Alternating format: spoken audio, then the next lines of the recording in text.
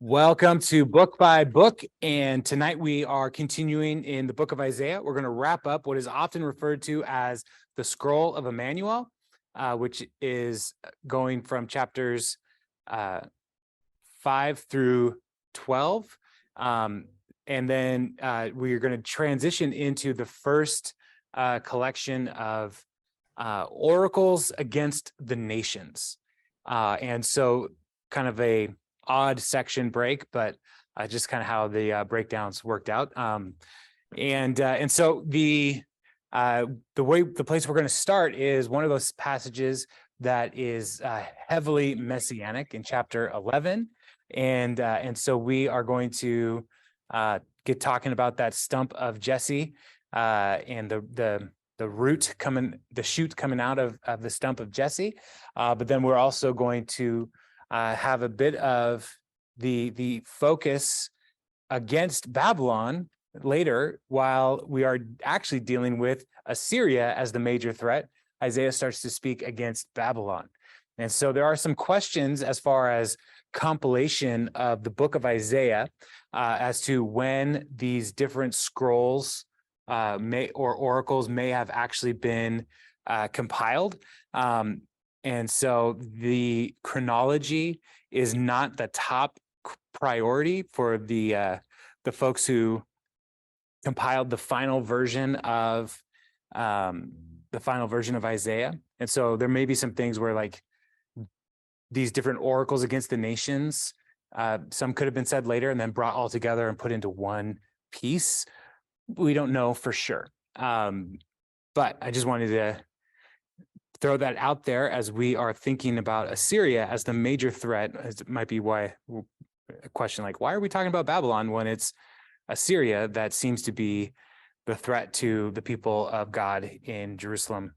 So that's kind of overview for where we're going to go as we talk through this section. So let's jump in. Isaiah chapter 11 and verse 1. A shoot will come up from the stump of Jesse. From his roots, a branch will bear fruit. The Spirit of the Lord will rest on him, the Spirit of wisdom and of understanding, the Spirit of counsel and of might, the Spirit of knowledge and fear of the Lord. And he will delight in the fear of the Lord. He will not judge by what he sees with his eyes or decide by what he hears with his ears, but with righteousness he will judge the needy. With justice he will give decisions for the poor of the earth. He will strike the earth with the rod of his mouth. With the breath of his lips, he will slay the wicked. Righteousness will be his belt, and faithfulness the sash around his waist. The wolf will live with the lamb. The leopard will lie down with the goat.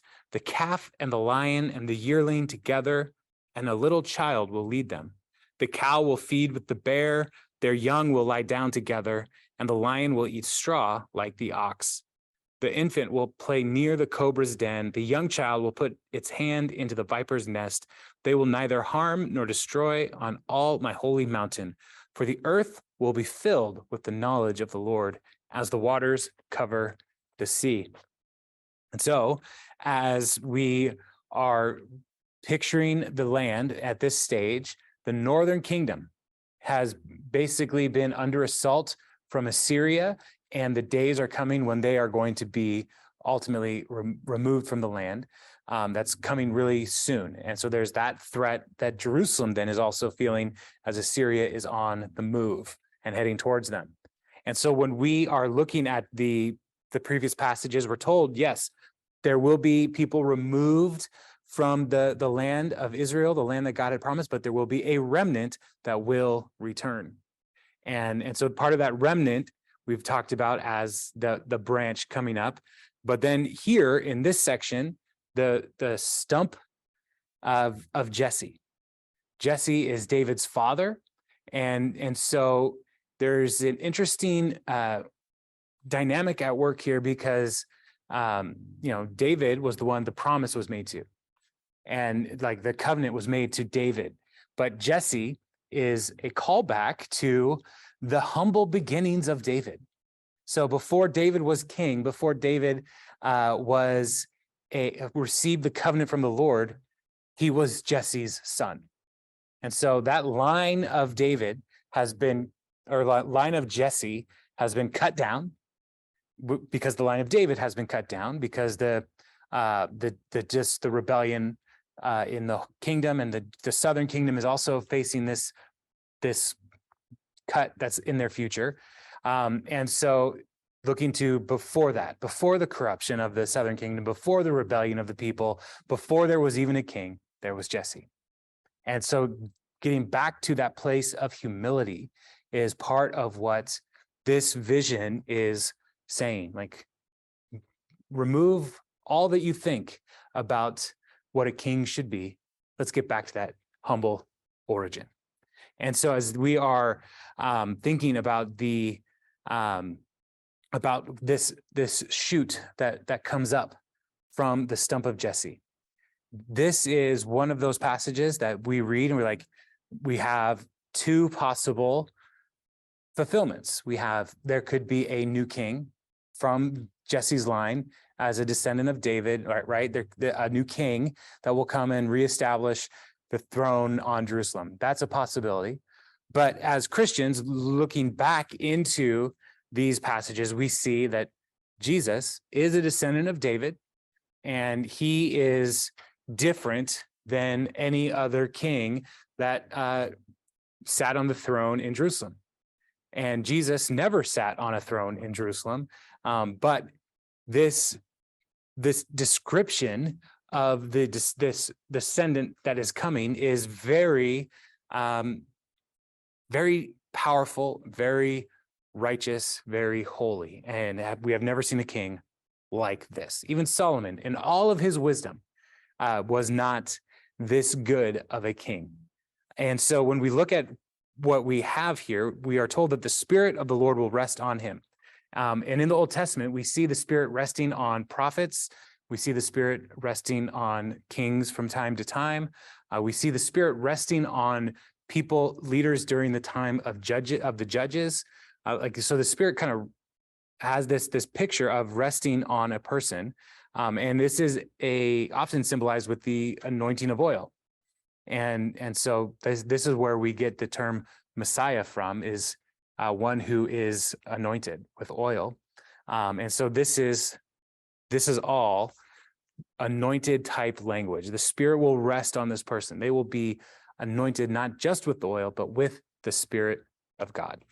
And so the things that the Spirit will do through this person then is wisdom, understanding, counsel, might, knowledge. All of these things are the Spirit enabling this future leader. But then also, like, the way that he judges is not based on sight. And it's to get back to a place where the vulnerable, that quartet of the vulnerable that we see over and over again in the prophets, specifically the poor and needy in this section, they will be receiving justice. And justice is not just you did something wrong and now justice is coming. Justice also is connected to righteousness in that it is setting things right. So where there has been injustice that is hurting the poor, this new king will bring righteousness. This new king will establish God's designs for humanity. And so the poor and the needy, when it says he will judge, but with righteousness he will judge the needy, it's not necessarily that the needy are being judged because of their wickedness, but he's making a judgment for the needy so that people can know that this king is on their side. And so these different gifts are ultimately, I mean, we can think about the life and ministry of Jesus. We can see him doing these kinds of things in his ministry.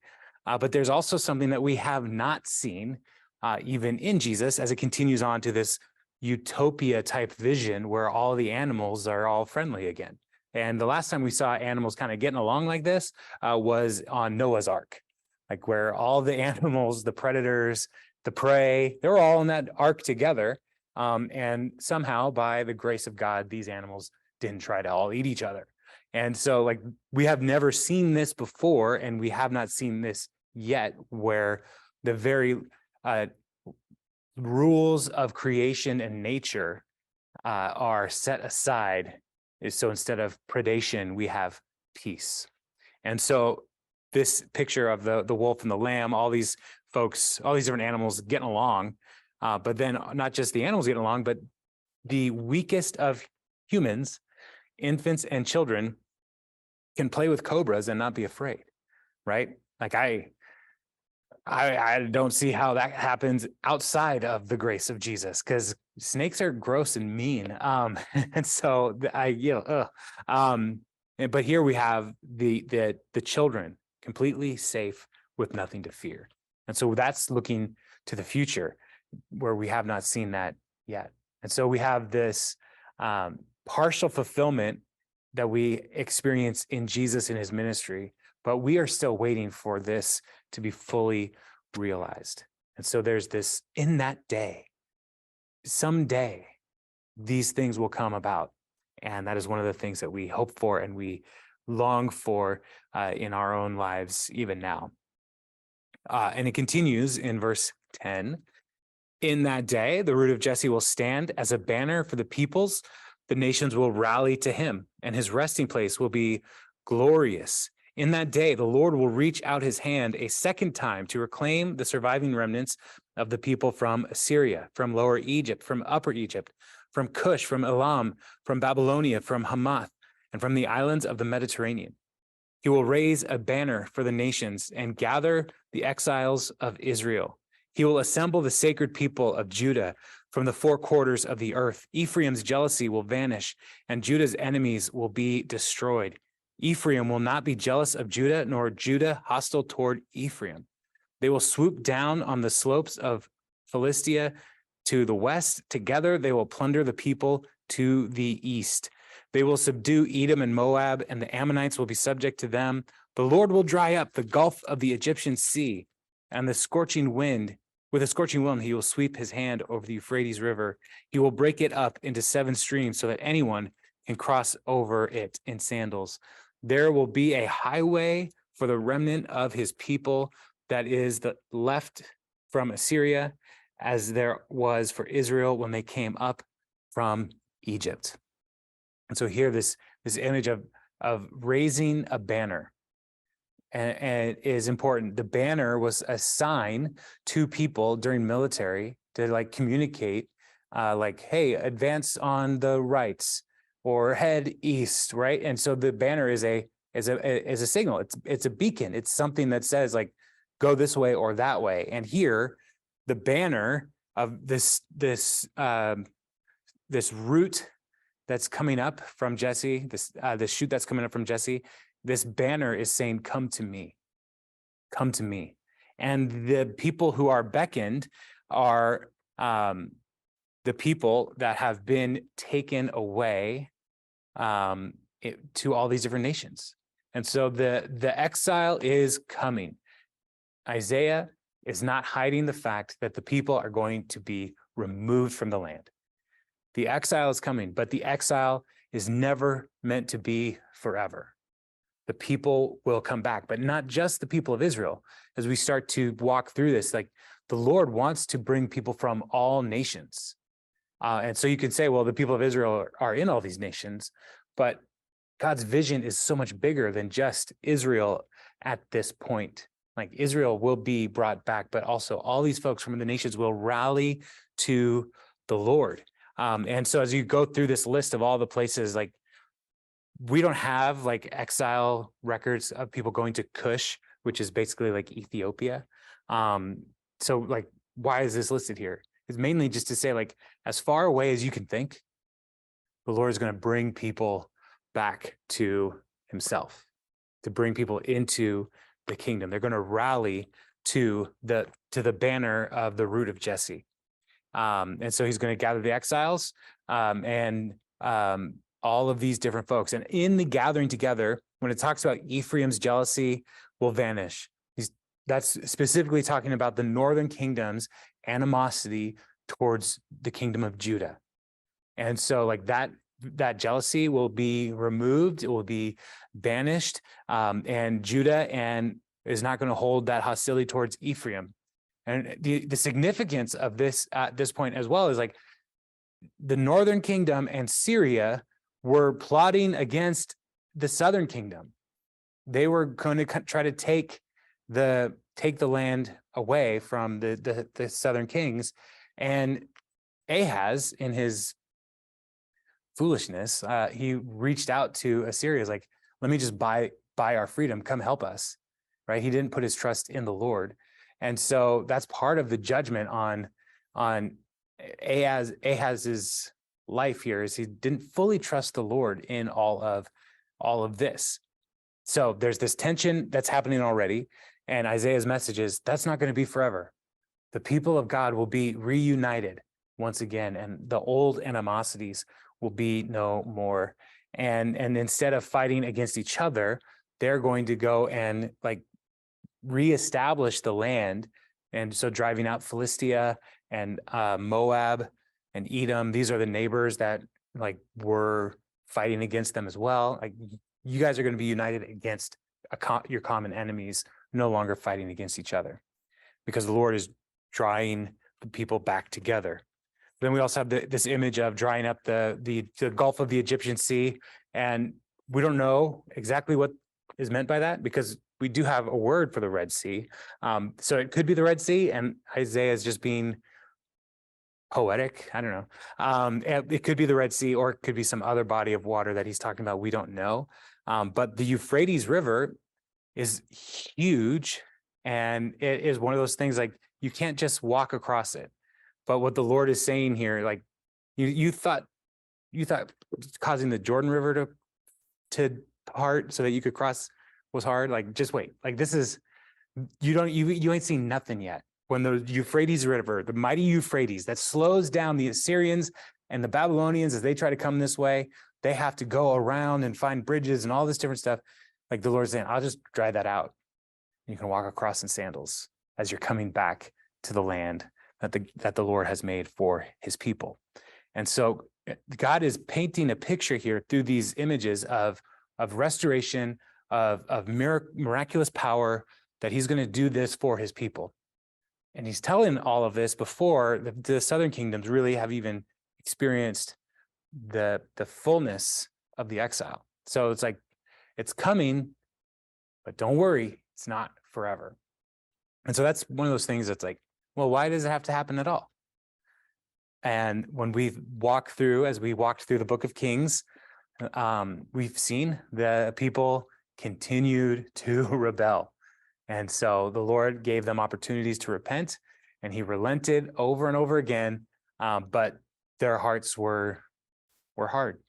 And so they were unwilling to turn from their rebellion. So the exile's coming, but the Lord will still renew. And on that day, when the Lord accomplishes this, chapter 12 is a song of praise. It says, in that day, you will say, I will praise you, Lord. Although you were angry with me, your anger has turned away, and you have comforted me. Surely God is my salvation. I will trust and not be afraid. The Lord himself is my strength and my defense. He has become my salvation. With joy, you will draw water from the wells of salvation. In that day, you will say, give praise to the Lord, proclaim his name, make known among the nations what he has done, and proclaim that his name is exalted. Sing to the Lord, for he has done glorious things. Let this be known to all the world. Shout aloud and sing for joy, people of Zion, for great is the Holy One of Israel among you.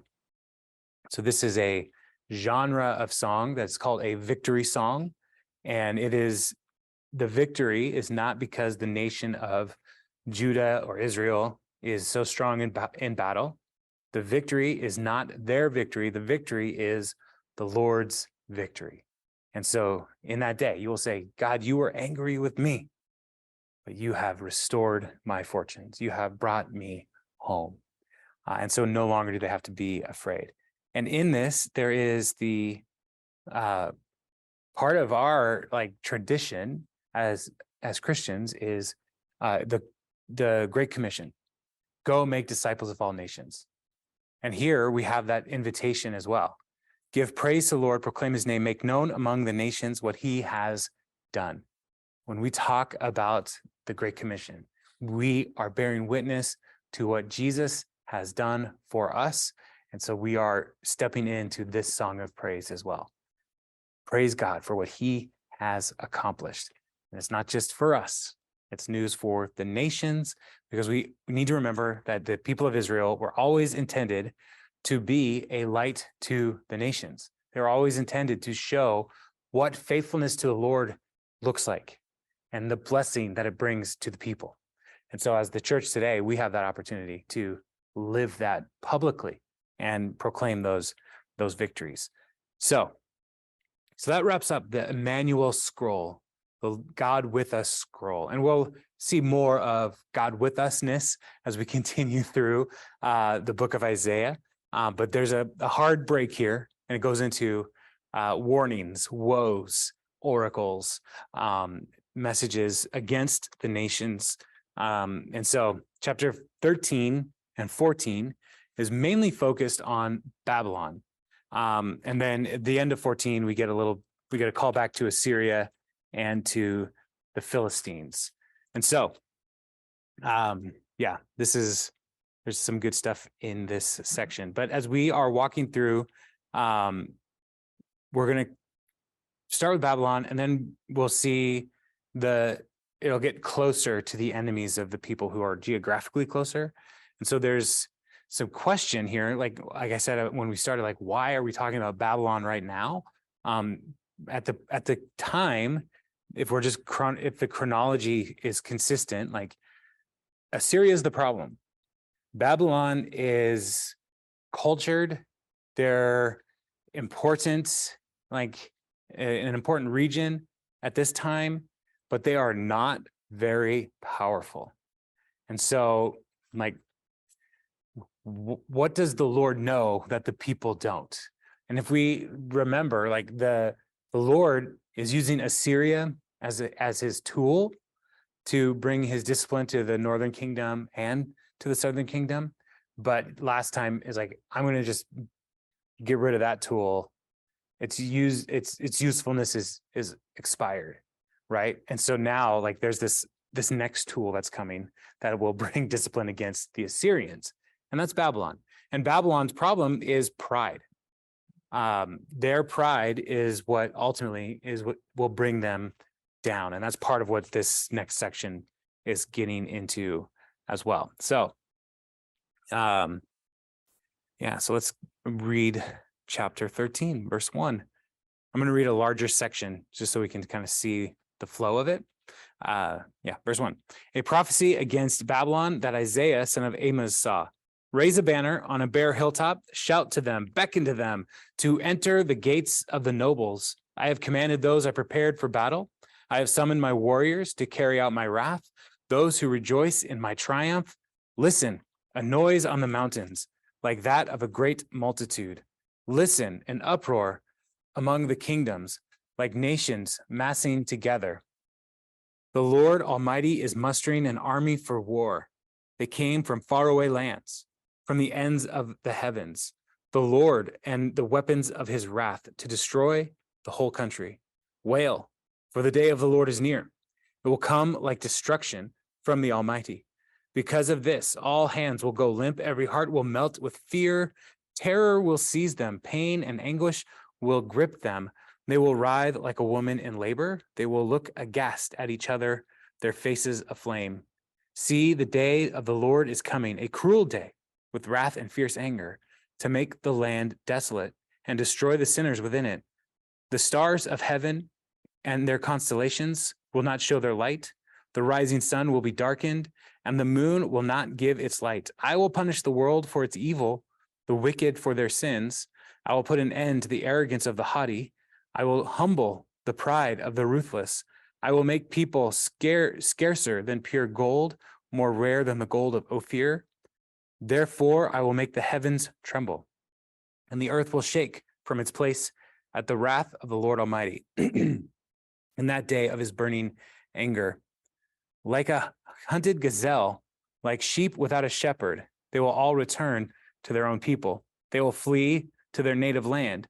Whoever is captured will be thrust through. All who are caught will fall by the sword. Their infants will be dashed to pieces before their eyes. Their houses will be looted, and their wives violated. That's where I'll stop. All right.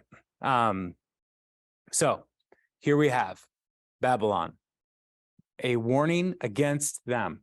The Lord has been talking about Israel and the punishment that's coming to them. But now Babylon, who is, like I said, is not the major geopolitical threat right now, but they are rising. And the Lord is saying, like, the day's coming where I will bring the terror that you bring on the other nations. I will bring that terror on you. That fear, that discipline, that destruction that Babylon is going to bring about, the Lord is promising to send that to the the people of Babylon. And so there may be what's going on here is one, like an Assyrian king died, and maybe the Babylonians are like saying like, oh, now's our time. And so there may be a bit of an uprising happening. There's some evidence for that. And so that might be why they are getting this warning now. But also, as we read this, we need to remember that Isaiah is talking to the people of Israel first.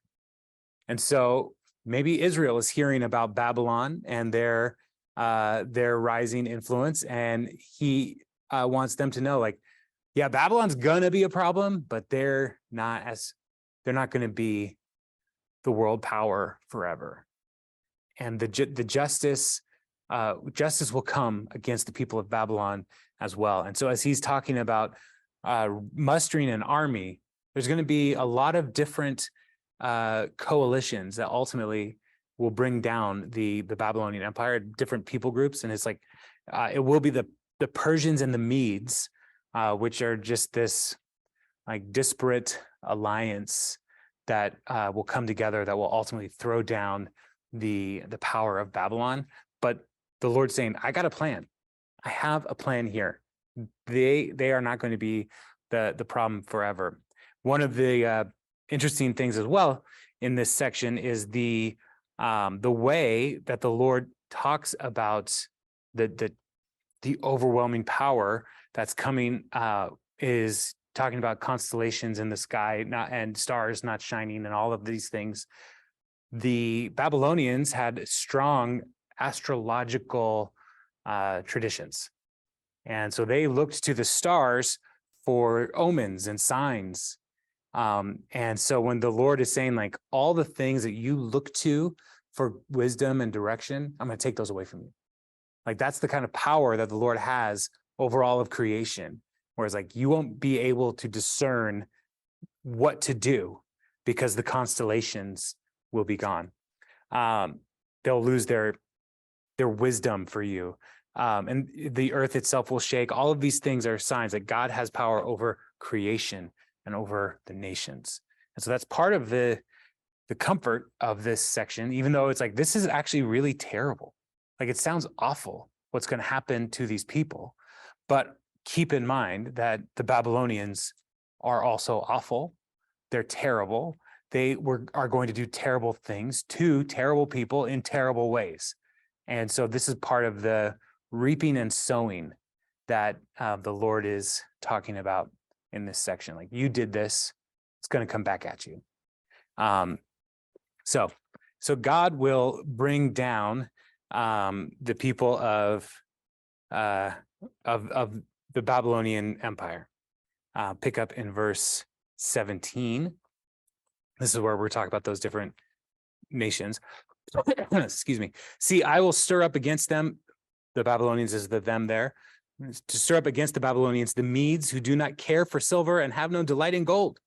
Their bows will strike down the young men. They will have no mercy on infants. Nor will they look with compassion on children. Babylon, the jewel of kingdoms, the pride and glory of the Babylonians, will be overthrown by God like Sodom and Gomorrah. She will never be inhabited or lived in through all generations. There no nomads will pitch their tents. There no shepherds will rest their flocks, but the desert creatures will lie there. Jackals will fill her houses. There the owls will dwell, and there the wild goats will leap about. Hyenas will inhabit her strongholds, jackals her luxurious palaces. Her time is at hand, and her days will not be prolonged. So the Medes are coming. They're going to be used by God to destroy this awesome nation. One of the ancient wonders of the world is the Hanging Gardens of Babylon. And no one's gone there because they were destroyed. They don't exist. And so like the prophecy here of the destruction of Babylon is like, yeah, it's real. Like, yeah, people live in those regions, but Babylon has never had a renaissance like what we've seen. And the comparison here to Sodom and Gomorrah, no one has tried to rebuild Sodom. There are people who live in the region there, but no one's tried to rebuild those towns. That's the kind of destruction that the Lord is talking about bringing on Babylon and Babylonia in particular. And so they will not be rebuilt. And we should also remember the great sin of Sodom. And people look to the assault on Lot's visitors. But what we see, and we'll see throughout the prophets, is the sin of Sodom was their mistreatment of the poor, the vulnerable, the foreigner among us. That was what really got the Lord's attention before the attempted assault on Lot's visitors, was their general wickedness. And so Babylon is like Sodom. It might look cool, it might be impressive, but it will not last. And just like all the empires of all the ages, Babylon too will fall. And the picture here of the land after destruction is like nomads aren't even going to try to go through there. And it's just going to be filled with like prey animals, like owls and hyenas, scavengers who are just trying to pick their way through the remnant and the cities or the households of Babylon. It's just going to be a waste. So again, not like a great picture. Like it's intense, but in the midst of all of that, verse 14 gives us a picture of what God is going to do for his people. The Lord will have compassion on Jacob, which is a way of talking about all of the descendants of Jacob by just saying Jacob. Once again, he will choose Israel and will settle them in their own land. Foreigners will join them and unite with their descendants of Jacob. Nations will take them and bring them to their own place, and Israel will take possession of the nations and make them male and female servants in the Lord's land.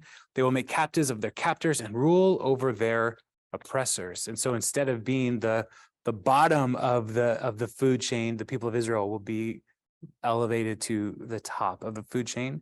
But also as part of this, like bringing the nations into the people of God in some way. So where the oppressors were causing slavery, what the Lord is saying, like the oppressors will be servants to the formerly oppressed, but also the people of the nations that the Lord is also going to liberate. They're going to say, look at the people of Israel. Look to them. Look, they show us what it means to receive favor and blessing from the Lord. And so they're continuing to come closer. And so in the midst of this judgment picture, we have this reminder, God's doing this judgment not just because he's mean, he's doing this to restore the people with whom he has made a covenant. He's bringing about the promises that he made to Abraham, Isaac, Jacob, the promise he made to David. All of these covenants the Lord is still holding on to as he's working to restore his people. Verse 3, we get a transition into a taunt song.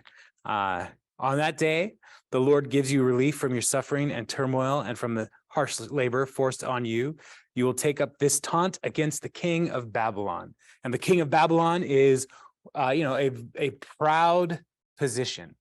And one of my favorite things to study is satire, because satire is often like punching up at the powerful. And so when we read through the prophets, we do have satirical messages that are mocking the proud. And this is one of those sections that can be read satirically. But just because it's satirical doesn't mean it's funny, right? It is still a serious message, but it is a role reversal that's kind of, is like I said, punching up at the at the oppressor. So they will sing this taunt against Babylon, how the oppressor has come to an end, how his fury has ended. The Lord has broken the rod of the wicked, the scepter of the rulers, which in anger struck down peoples with unceasing blows, and in fury subdued nations with relentless aggression. All the lands are at peace, are at rest and at peace. They break into singing. Even the junipers and the cedars of Lebanon gloat over you and say, now that you have been laid low, no one comes to cut us down. So last week we talked a little bit about the forest saying like, now we have peace because these empires cut down forests to build the weapons of war. And so now even the trees are saying, we used to be afraid of you, Babylon, but no more because there's no one to cut us down. And so all of these, the rod of the oppressor, all of these things are broken. The people are rejoicing at God's victory. Verse 9, the realm of the dead below is all astir to meet you at your coming. It rouses the spirits of the departed to greet you, all those who are leaders in the world. It makes them rise from their thrones, all those who are kings over the nations. They will all respond. They will all say to you, you also have become weak as we are. You have become like us. All your pomp has been brought down to the grave, along with the noise of your harps. Maggots are spread out beneath you and worms cover you. So the ancient world, when we talk about the realm of the dead, we would call that Sheol, right? And everybody went there. In the Hebrew mind, we don't have a strong development of a theology of heaven at this point in Hebrew scriptures. And so everybody goes to the dead and the realm of the dead, Sheol. And it's not necessarily a place of judgment yet. But because everybody goes there, everybody is made equal in death. There is no one who is like exalted here. We have kings who sit on thrones, but they're still dead people, right? And so the proud king of Babylon, who's like, I am like a god to these people, dead. And so the people, like this satire here is like all the dead people in Sheol, they're like, hey, you're here too. It's kind of like being invited to like a party that no one really wants to go to. And then you go there and you're like, oh, we're all here. No one wanted to be here, but you're here. And so these other rulers who Babylon defeated and Babylon taunted them, now they're like, hey, welcome. We've been saving a seat for you because you too are just another dead person. And so nothing that Babylon builds lasts. Nothing that empires build are going to last. And so all of their pride, everything, their pomp, their regality, if you will, all of it gone. And their songs, their arts, all of it is just like, oh, maggots are now eating all that up. It doesn't last. And so this is where things get even more interesting. Verse 12. How you have fallen from heaven, morning star, son of the dawn. You have been cast down to the earth, and you who once laid low the nations. You said in your heart, I will ascend to the heavens. I will raise my throne above the stars of God. I will sit enthroned on the mount of the assembly, on the utmost heights of Mount Zaphon. I will ascend above the tops of the clouds. I will make myself like the Most High. But you are brought down to the realm of the dead, to the depths of the pit. Now, let's pause here because verse 12 is often people look at this and say, this is the description of the fall of Lucifer, the fall of Satan. But we have to remember, this is, first of all, a rebuke against the king of Babylon. And so the king of Babylon is trying to build his name higher than the Lord. And that should remind us of the Tower of Babel, where they built the Tower of Babel in what is Babylon, right? Those are connected. And so they built the Tower of Babel with the intention of building a tower to the heavens. And so all of this language here is that kind of language. We're going to build to the tower. We're going to build ourselves up to go to where God is and take his throne. And so this isn't necessarily the explanation of the fall of Satan at this point, but we need to highlight this. This is the king of Babylon being brought low. Now, there is in the Mesopotamian mythology, there is a story of a king like this who wanted to do this very thing. And so Isaiah, as he's carried along by the Spirit of God, communicating this vision, this woe, this oracle, he's referring to something that would have been known in the culture as well. Like, you're like that guy who thought he was all that, and you're not all that. And so when we read scripture, we should recognize that there's a cultural milieu that they are referring to. And sometimes the prophets, they call out to those cultural artifacts and they bring that to make sense of the world. And so even now, we should also be looking at these kinds of warning stories. Like, there are stories in our culture that are even true stories that are warnings to us. Like, if we go down that road, we'll find destruction. And we should look to those as apocalyptic in that they are revealing things to us. Because that's what apocalypse means. It doesn't just mean the end of the world. Apocalypse means revealing, unveiling. And so it's like pulling a curtain back from, and you can see into the window of heaven and see things from God's perspective. And so we should be looking for the apocalyptic, not just as, well, this is a movie about zombies. That's not what apocalypse is about. Like, it's about what is true. What is the truth that God wants us to hear and understand? And so when we start reading scripture, recognizing that they're talking about culture in a way that is revealing God's truth as well, then we should look for ways to make those connections in our own culture, even now, to be able to say, like, this thing that's resonating, there's a reason it's resonating. Like, why did superhero movies get so popular? And I have a lot of theories, partly because nerds are finally in a place of power and influence, but also because the world is out of control and people are looking for heroes. And one of the things that all of these superhero movies reveals to us is none of these heroes has it all together. And so when we are thinking about, like, well, what is the apocalyptic message here for us? We should also then say, like, well, what hero does have it together? And we have a book full of heroes in our scriptures as well, in Judges, and none of them have it together either. But each one of those heroes points to a greater hero, a greater person who would be filled with the Spirit. And that we find in Isaiah chapter 11.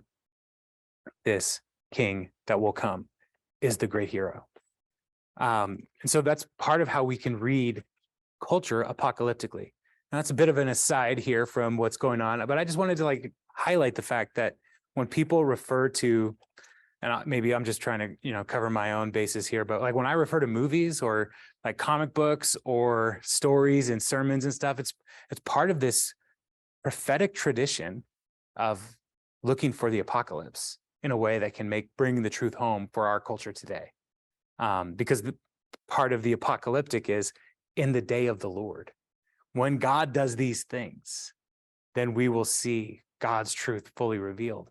Yeah, but the morning star has fallen, and the morning star here is usually most scholars say it's tied to Venus, and so in those constellations that the people of Babylon, they assigned meaning to Venus as one of these leaders who tried to raise up to the heavens, and so the morning star has fallen, or also known as the day star. And one of the things that makes me laugh is There is a Christian broadcast network called Daystar. Like, did they not read that? Did they not read this? Because like, why would you ever call your broadcast network Daystar? Yeah, but I mean, Trinity Broadcast Network nailed it. Simple. We're about Jesus, Father, Son, Holy Spirit. This is good. But Daystar's got all kinds of baggage on it. That's like, I don't know, guys. So, I scrolled too far one way. Where am I? Sorry, I lost my place. All right, verse 16. Those who see you, the king of Babylon, stare at you, they ponder your fate. Is this the man who shook the earth and made kingdoms tremble? The man who made the world a wilderness, who overthrew its cities and would not let his captives go home? All the kings of the nations lie in state, each in his own tomb, but you are cast out of your tomb like a rejected branch. You are covered with the slain, with those pierced by the sword, those who descend to the stones of the pit, like a corpse trampled underfoot. You will not join them in burial, for you have destroyed your land and killed your people. And so here, there is this, again, continuing that theme of the kings in the underworld, all those other kings, they have their tombs. But the king of Babylon is going to be expelled from his tomb. He won't have a place of honor among his people, and people will look at his corpse and be like, is that the guy? He's just a dead guy. And the desecration of his corpse is a part of the judgment against him for his rebellion and sinfulness. Like, he will not receive honor in death, which is huge. That's a big deal in the ancient world, to not receive honor in burial. We read that story of the descendants of Saul that were executed because of their Saul's mistreatment to the Gibeonites. So the Gibeonites were like, well, execute these folks. And so they did, and they left their bodies out and for several days, and the widow stood out there and kind of like scared away the carrion birds, right? Because she wanted to make sure that these people who were her family were honored, even though they were executed. And David had compassion and said, all right, gather them up, bury them properly. Like, we've gone far enough. Here, this king is like, he's not going to get a decent burial. He's not going to get honor. And all of the people will kind of just continue to be like, is that who? Why were we so afraid of him? He's just a guy. But this judgment here in verse 20, you will not join them in burial, for you have destroyed your land and killed your people. And so the Lord is saying, like, all of this that's going to happen to Babylon, king of Babylon, that's your fault. You did this. And now you will be shamed in your death. So let the offspring of the wicked never be mentioned again. Prepare a place to slaughter his children for the sins of their ancestors. They are not to rise to inherit the land and cover the earth with their cities. I will rise up against them, declares the Lord Almighty. I will wipe out Babylon's name and survivors, her offspring and descendants, declares the Lord. I will turn her into a place for owls and into a swampland. I will sweep her with broom and destruction, declares the Lord Almighty. So this destruction of Babylon will be total, and there will be like the kingdom, like the idea of descendants going on generation to generation to generation. That's what every king and empire wants. But the Lord is saying, I will wipe all of that away. And the Babylonian Empire, it didn't last. Darius came and defeated the Babylonians, right? But who was there in Babylon in all of that? The Jews, Daniel and his friends. These folks, Esther outlasted her uncle. Oh my goodness, Mordecai, thank you. Her uncle, like all these people who were placed in places of influence in the Babylonian Empire because they were taken from the land and they were placed in the places of influence. They outlasted the whole empire. And so where you would think the powerful will endure, no, but God's faithful, they still endure through all of this. So God's plan for Babylon is revealed here. They will not last. Verse 24, then we get an aside here back into the more current concerns. Because again, Babylon is not yet fully risen up, but Assyria is still a problem. And so verse 24, the Lord Almighty has sworn, surely as I have planned, so it will be. And as I have purposed, so it will happen. I will crush the Assyrian in my land. On my mountains, I will trample him down. His yoke will be taken from my people and his burden removed from their shoulders. This is the plan determined for the whole world. This is the hand stretched out over all nations. For the Lord Almighty has purposed, and who can thwart him? His hand is stretched out, and who can turn it back? So it's like, yeah, I know I've been talking a lot about Babylon, but also don't worry about Assyria. I got them under control too. I got this handled. And so, yeah, so he's going to defeat the Assyrians. And then in verse 28, the prophecy came in the year that King Ahaz died. And this is significant because Ahaz was trying to make alliances here. And one of those alliances was like, let's reach out to the Philistines to see if they can work with us, and maybe with the Assyrians, if they can work with us to fight against the Israel and Syria, right? And so Ahaz is trying to make all of these alliances. And so in the year that Ahaz died, the Philistines have a message that comes. Do not rejoice, all you Philistines, that the rod that struck you is broken. From the root that the snake will spring up, a viper. Its fruit will be a darting, venomous serpent. The poorest of the poor will find pasture, and the needy will lie down in safety. But your root I will destroy by famine. I will slay your survivors. Wail, you gate, howl, you city, melt away, all you Philistines. A cloud of smoke comes from the north, and there is not a straggler in its rank. What answer shall be given to the envoys of that nation? The Lord has established Zion, and in her his afflicted people will find refuge. And so as Ahaz dies, and they've kind of had a bit of trust for a minute, but they're like, now's our chance. Ahaz was our ally, but he's dead. He's weak. We can come in and attack. But the Lord is saying, no, the Philistines, you will not last. You will also be removed from the threat table against my people. They'll find refuge in Zion. And so then as we continue on through these different sections, we'll see these nearby enemies. So Moab and Syria and Damascus and Cush and Egypt and all of these nations that are coming against the people of Israel in some way, the Lord will defeat them thoroughly. So not like the most like, huzzah, like this is so encouraging, but the goal, or not the goal, the main thing that we should take away from these is like God's people have always had enemies, and God's message to them is, yes, there will be hardship, there will be difficulty, but God defeats his enemies. And if we can trust the Lord instead of trying to find alliances with the power systems of this world, we have nothing to fear.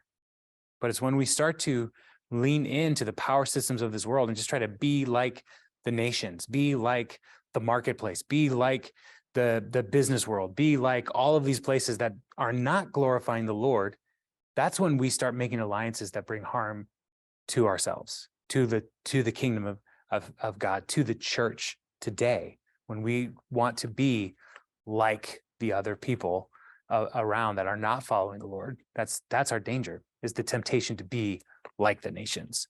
But if we trust the Lord, we will endure. We will survive.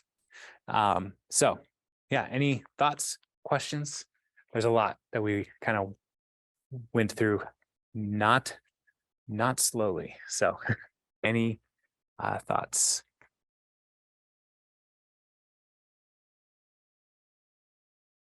All right. Well, cool. Great. Y'all, if there aren't any questions, we can stop and we'll be back next week.